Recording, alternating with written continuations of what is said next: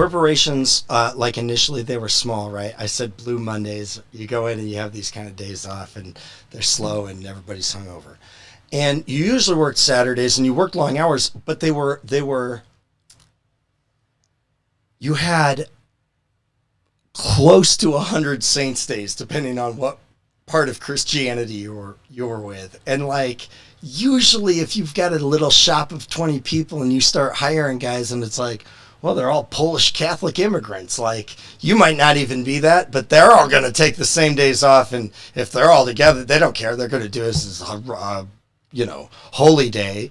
I mean, that's not unionism, but it's the power of unionism, right? It's like that kind of like, well, all right, the bus just kind of has to go with it. And they get days off. They get a lot of days off, even if it's, till they're fighting for the weekend. So that kind of changes over, over time as industrialism changes. All right. Well,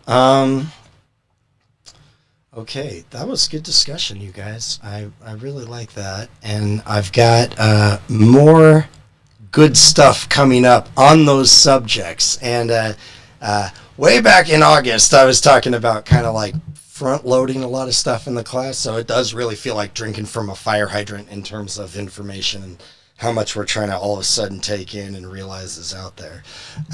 But it gets easier as we go along because like a lot of the terms don't really change, or they just kind of get associated with each other. And you can kind of see like, oh, things are falling into like certain categories and groups, or there's repetition to things. And the idea of nationalism is nothing new. And so here's the thing about World War One.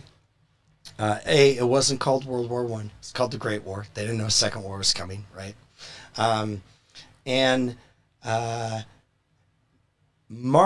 Karl Marx, he predicted there'd be a great industrial war, and it would be like, awful. But that it would actually be something that would trigger the communist revolution, because all of the poor workers and the working classes across all these industrial nations would realize they have more in common with the poor people working in factories, across the border in one of their other neighboring countries than they did the rich elite of their own country, which we've clearly seen. The rich elite are like, they hang out globally, right? They're like, it's all international, and they're all over the place. And that's how it was back then. And so Karl Marx said, like, well, they'll realize that, and they'll all rise up and, take care of, probably kill, all of the owners of all these, corporations and properties and stuff. And they'll seize the means of production and then just kind of share in the, like, humanity will share in the spoils of, ridding ourselves of the rich, basically. Like, and it's really bleak, and there is violence in there, and that's why that's probably one of the biggest reasons Marx is, pretty controversial. Yeah. It's like Robin Hood on a massive level, like on a social level, like if we all did that. But he drastically underestimated the power of nationalism and the power of religion, because he thought, I think he thought like a globally minded person. That's how he was able to reckon with like world economics. Like, people were not quite really doing that to his level until him. And he lived in, he's from Germany, but he spent a lot of the end of his life in London, so he could be near the world's largest economics library in the London Library.